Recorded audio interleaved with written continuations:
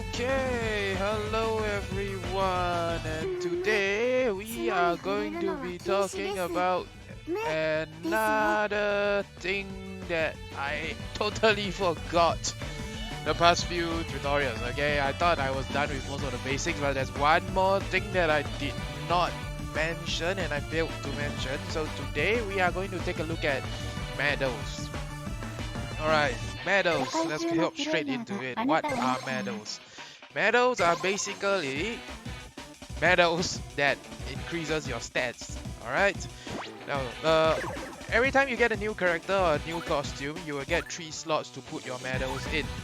Alright, these meadows, you are going to be able to get the meadows of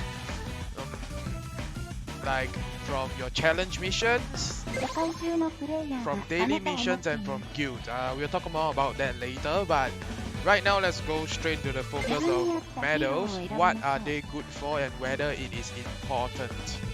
Alright, first of all, yes, the answer is yes. Meadows are extremely important. If I was to be able to rank things on importance, on how to play this game and what affects this game the most, first one would actually be your deck, of course, deck composition versus character cast time. Second would be meadows. Alright, immediately after meadows, the third would be the deck stats. So why am I ranking it like this is because, first of all, meadows affects a few things that cannot be affected by the deck itself. One of it, the most important one, is the movement speed. Alright, movement speed itself, if you have good movement meadows, or rather good speed meadows, you are going to be able to dodge better, land hits faster, and basically get away versus people who have no speed. So if you are using even if you are using a slow character like Luciano, Thomas, or Gilgamesh, if you have 3 speed meadows, right now I only got 1 on Darubin. I don't have a 3 speed meadows yet, but I've got a friend who already has a Gilgamesh with 2+3 meadows. Now with that itself, he is able to escape from people like Maria, escape from I won't say sprinters, but he will be able to at least hold his own against attackers because they are going to have a hard time attacking him. Imagine if you're trying to run to a person and you don't have a speed medal and he has a speed medal and you try to cast a melee card, he can just easily walk out of the way. So the only way you are going to hit him is going to be by doing trades, by hitting him when he is hitting you. And you don't really want to do that. With speed medals, you can avoid this. The next type of medals that you will be taking a look at, the 4 basically big, really major things that medals can change for you is cooldown reduction. Okay, this cooldown reduction, right, affects your skill cards, and the longer the cooldown, the more, like basically a 45 seconds cooldown skill cards with enough cooldown reduction cards. If you bring it up to 5% or 10%, you're gonna get a 4-second decrease. So a 45 seconds cooldown can be a 40 seconds cooldown. Third most important one will actually be hero skill. Hero skill medals affect your hero charge speed. So for Atari and for Luciano and for Maria, once again, for characters who relies on their hero skills a little bit more than usual, they are going to find this very useful. Next, the final one, which is the least useful of them all but still effective, is actually going to be this. This is a Porter Capture medal. Alright, if you have a bunch of these, like this Ririka here, or on a DZ, because DZ already captures faster than normal. If you have a DZ with capture medals, she's going to be able to basically capture take 6 seconds to capture a usual portal that requires around 10 seconds for any other person out there. Okay, so take note of this and how medals can affect your gameplay. Now to summarize it, for everyone, you should all take speed medals. If you ever see a speed medals +2, maybe a +1 even, just keep it. Why? Because with speed medals you can do a lot more than without speed medals. Then second thing is gunners should go for gunners like Rika or Luciano. You can go for attack medals and speed medals. Attack medals will increase your attack by a percentage, which is mount increment, okay, which is equals to the value of the final attack value of the character. So if Matoi has an attack value of 1.4, you have like let's say 1000 attack, which is not possible. If you have if you have 1000 attack, it's going to be 1000 times 1.4, then plus 5% of the 1400. So if you have a 10% increase, you can get an extra 140 attack, which is still not possible, but most of the time you are going to get an extra 10% if you actually max everything out, and that is already a lot. Now attackers should always, like Tadomi, they should almost always go for speed medals. They need to catch people, they need to run forward and chase people down. Now tanks on the other hand, for people who don't move, the tanks that don't move, which will be Justice, Jin, Violetta, alright, they should be using cooldown reduction medals. Why cooldown reduction medals? Is because you want to have a faster heal time, or rather you can if you can cast your heals faster, alright, then your opponent will have a much harder time killing you. So imagine the usual heal has around, let's say, okay, we've got Gabriel here. It has 40 seconds cooldown. If you have a cooldown reduction medal on it that cuts down around 5%, it becomes 38. And if you have a 10% one, it cuts down all the way to 36, which makes it absolutely crazy because the uptime remains the same. So the only time it's not healing if Gustav Jin is using here is going to be only around 16 seconds. Alright, after the heal finishes within 16 seconds, they will be able to use it again. That's how cards works. So take note of that. And for lastly, sprinters in general. Okay, sprinters are the one that changes the most because sprinters themselves are usually pretty fast.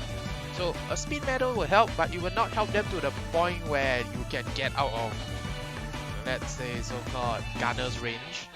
So for sprinters in general, they tend to take HS charge because Atari has very good hero skills. But for certain special sprinters like Aqua, you want to take stun down. Movement speed up is great too, and cooldown reduction is great too for Aqua. The Zack on the other hand will want attack. Cocorico can also go with attack medals because her attack value is so high, so she gains a lot more out of it. And if she's able to one-shot anyone, right, it will be like a perfect scenario for Corp. I mean, what else am I to say? Okay, so that's it for medals, and let's take a look at how to farm your medals next. Okay, farming medals, you have 4 ways of doing it. First of all, it is going to be the one that gives you the most medals is actually guild missions. Alright, you see I've got 4 guild missions here. I'm going to use my mouse to bring it over so that you can take a look. So these 4 are my guild missions, and you see that it just started because Saturday, everything resetted yesterday. But here I have a guild which is already on their last mission. Every last mission, once your guild completes it, you will get 5 hero medals. It's great. In a week, you are going to get 20 hero medals, free medals each time. So hurry up, join a guild, join any guild that have people playing, and you should be able to get it every week so that you can roll for the medals that you want on a character. Okay, then next up, the second way to get medals once again is going to be here. Now this Void Door medal here is a Void Door specific medal. Now this one is character specific medal, so usually you wouldn't want to take it here on a daily mission. This is because if you reroll it, you have a chance of getting a beat money mission instead. Okay, and next up, another way to get a medal is going to be doing this challenge mission. So take note of where I'm going. You go to the battle page, you scroll all the way down here, and tap this one. Okay, challenge missions, what it does is if you clear everything, you'll get a bingo. So you get the bingo, right, you will get the medal. So you see this one row here, this entire row here, this means that after you complete it, you get one specific Wirika medal. I got all 4 of it, and that's it. It's limited. You cannot do it over and over. So that's all you have for this. And we covered 3 ways. The 4th way to get hero medals, which is also the most Okay, it's not the craziest one, but the most troublesome one. It's actually rolling for a hero. Every time you get a hero, you will get a specific hero medal for it. It's not efficient at all, and that should be done some other time. Okay, the final method of actually getting medals is if you max out a card, which I have not done for any of this. But if you play enough or you spend enough, if you ever max out a card till it gets +6, which is level 60, you will then be any consecutive cards that you get, you are going to be able to turn it into a medal. Alright, a lot of people who I know that have a lot of medals basically have all the R cards, which is, yes, the R cards that you don't use, they actually serve a purpose. If you ever max them out, let's take a look. I don't think I got anyone that's +6, so yeah, so you see 580. The maximum you are going to be able to get to is actually 645. So once you hit 645, any of that card that you get will turn into a free medal. And that's really the final way that you want to get any medals. It's really not good for anyone unless you want to invest into the game, which I'm not saying anything, just go for it if you really like the game that much. Unfortunately, I've got a lot of other things to upkeep, so I don't really spend on this. I do spend, but I don't really spend that much. That's true. Okay, so next up, now that you know about how to farm your medals, hopefully you can get to the medals that you want. Remember what type of medals is good for which character, and let's go straight into the final one, deck building. Okay, for a person to build a deck, here is what my advice is going to be. Alright, you build your character deck around your character's casting speed. If you've seen some of the videos earlier, you will know that the casting speed will be referring to how fast a character can cast, or rather what is the character activation of certain cards, because the faster the cast and the faster the recovery, the better it is for you. So today we are going to take a look at Devilmin Kiryu. Okay, Devilmin Kiryu, there's the thing, her movement speed on its own is really not that fast. However, I got two different types of Devilmin with medals here. Both of them have a speed up medal that gives me a +2.6% thanks to the color bonus. If I have all of them at, like, let's say speed up 3, I can probably zoom around faster than most characters, but that's really a lot of effort. So, and you need a lot of luck too, so it's not going to work. So this Devilmin, although it's cute, I can't really use it because Devilmin is slow, and if I bring a slow character's attacker into a fight, chances are I'm going to get hit very, very often. However, this Devilmin, which I'm going to show you, I'm going to build a deck around her because first of all, remember she has the correct medals. Next, I have the cards that is recommended for her, which is over here. Okay, her cast speed is pretty fast on all across the board except melee. Melee, she is really fast. So this is a melee fast. Her range, AoE, and multi-hits are all at normal speed, but I'm going to use a range card anyways because it is just not slow. As long as it is not slow, I have reasons to believe it's usable, and I like to have a backup plan whenever I'm fighting against gunners. Okay, so that's aside. Second thing I looked out for after medals is going to be how the deck composition is, which is I have a pull, I have a guard break, I have a guard, and I have a heal. Guard is the most important thing for every deck. The heal depends on what type of heal you are using, but always have some form of healing. That will always help. If you have a attack card that heals you, like a drain card, there's a bunch of them here, like that I use personally.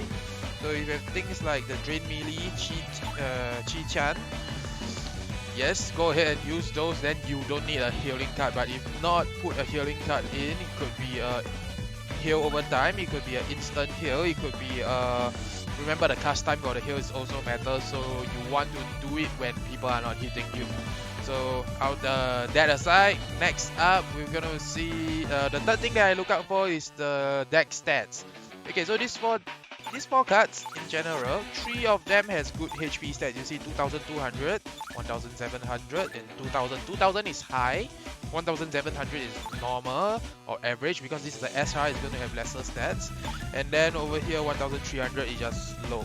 Okay, the difference at around 10 to 20 levels is really not that high. You can actually fight anyone who is 40 levels above you and you shouldn't have a problem with it. The only problem comes when the fella is like 80 levels above and then he has like 800 HP and you need 3 to 4 more hits and you can't really kill him with cuts or normal attacks, and then that's where you fight smart. You just need to fight smart for those. But doesn't really matter because even if you don't have the deck level, but if you have the correct cards, you can always come here. Go to free battle. Now free battle is the one that you want to play because this is where everyone tests their decks. If you have a deck idea or you have a deck that you think you can try and use or you want to practice, go into free battle. Don't do it in rank. Rank, everybody is going all out and have extremely they will bring their highest level deck because it gives them the best stats that they can have out of their so-called card pool. In free battle, everybody is level 20 or everybody is level 50. So do that and you should have a much better time. Okay, so hopefully for deck building, just to summarize, first build your build it around your character casting speed. After that, look at the medals. If you have the good medals on that character, or if you have decided that you want to use the character, pump the medals in. And finally, have a deck build that works. Have a one for every situation, and also finally look at the stats, because for Darumin, I have a positive attack and defense multiplier. So I don't really need it to go super high. I mean, her attack multiplier, the higher the better, but I don't need it to be high to the point that I can one-shot people no matter what. So what I do is I pump more stats into HP so that it covers up for her weakness as an attacker. But for DPS characters, for gunners in general, you can go attack all the way and nobody is going to bat an eye because you're not supposed to get hit and you're supposed to hit people. Alright, now that's all and done. Let's just take this Darumin deck to a game. Remember, I have a +2 speed medal with bonus, so I have 2.6% bonus speed, more than normal Darumins without those medals. She's slow to begin with, so that's okay. Alright, let's give it a try and I'll see you guys in game.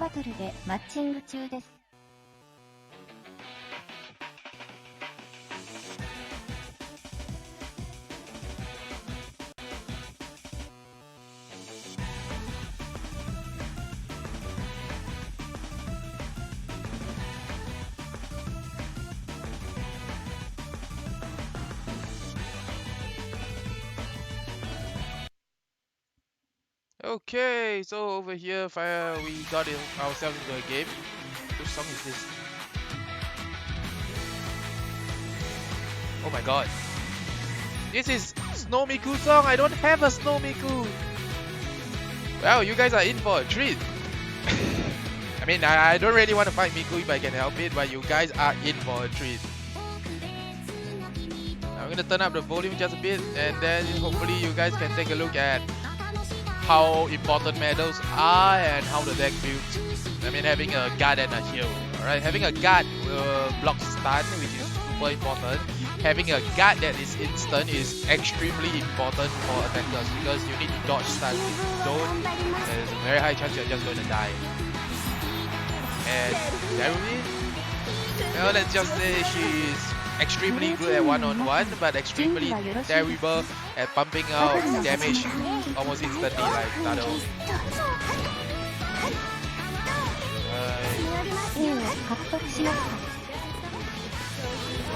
Okay, I'm going in.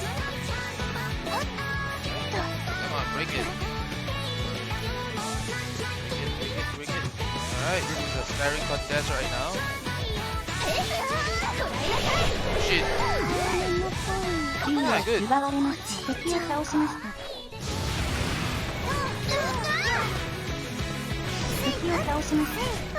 See?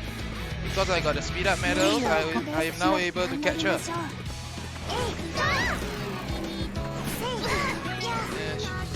And she looked away Okay, then I'm gonna do this. Ah, now she knows what cards I have. That's not good. But that's okay. 残り2分です。A を奪われました。Okay, tell you what, let's do this, and we are going to... Thank you. Now I can beat it up. Why would you do that? Seriously, why? Jaeger lasts for 10 seconds, guys. Remember that, and remember it extremely well. Okay. Now we got 4-1. I don't think the truth. Okay, there she is. Alright, fight me. And she knows she cannot do anything dumb. If she does anything dumb, she's gonna get wrecked. So this is gonna be a staring game again, and because I have the movement speed, you know what? Let me go in and get a hit or two. Alright, got it. Yeah,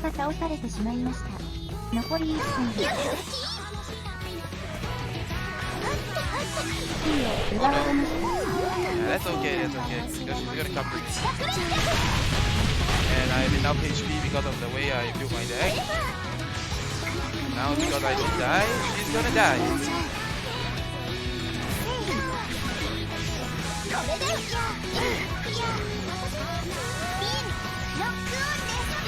So, I think she...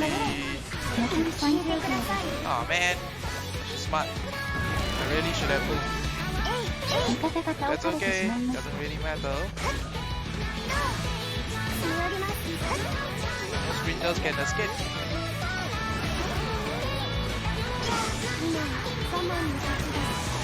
Yeah, we're probably gonna win. There's almost nothing we can do. Yeah. Bye bye.